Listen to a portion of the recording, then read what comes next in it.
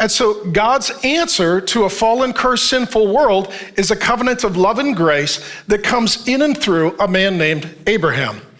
So this brings us to the Abrahamic covenant. And the Abrahamic covenant is really, if I had to summarize it, it's three things. It's land, it's lineage, and the Lord. Land, you're going to get a piece of real estate. It's called the promised land, thousands of times in the Bible. Today we know it as the nation of Israel. In addition, on that land would come a lineage, that it would be occupied by Abraham's descendants, and that through them would come the Lord. The Lord Jesus would come from the line of Abraham, and he would come from the land of promise. So all of this is 4,000 years ago, and we read of this in Genesis 12 and 15 and 16, and I'll summarize it for you. Genesis 12, God shows up, says, Abraham, you belong to me now. You're going to leave your parents and your family. You're going to take your wife. You're going to move to another nation. You're going to trust me. I'm going to bless you.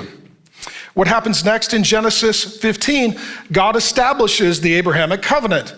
And what he tells him is, I'm going to give you land. I'm going to give you lineage. Though your wife is barren, I'm going to give you a son. And through your lineage in this land will come the Lord Jesus Christ, the Son of God and the Son of Abraham, and the blessing not just to that nation, but all the nations of the earth. You need to know that the center of all of the Bible and prophecy is Jesus Christ.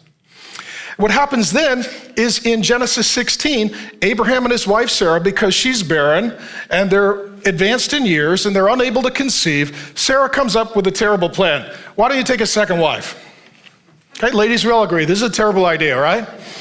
Right. So what she says is, take Hagar, the unbelieving Egyptian maidservant, marry her, consummate the covenant, impregnate her. She will give you a son. That son will be the heir.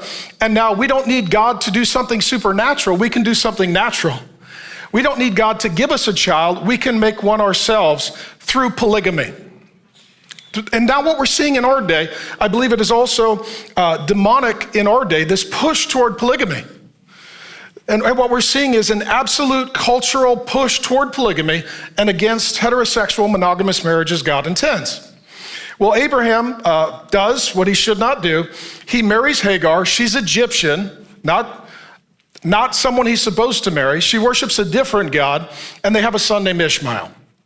Well, then by Genesis 21, Sarah, his first wife, God allows her to conceive. She gets pregnant. She has a son, names him Isaac, which means laughter, because God always gets the last laugh. So now you've got a very elderly, barren woman with a child named Laughter. Now, the problem is this. Tell me if you can see the problem. You've got one covenant and two sons. You got one covenant and two wives. Both wives are going to be advocating that their son be the promised son who gets the covenant promise. Now Abraham has to choose one and reject the other. This becomes a father wound, and this becomes a demonic root of bitterness that continues to this very day.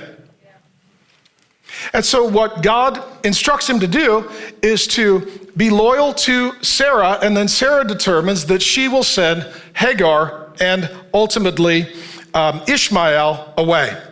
That is the beginning of bitterness that continues every day on planet Earth for 4,000 years to our present day.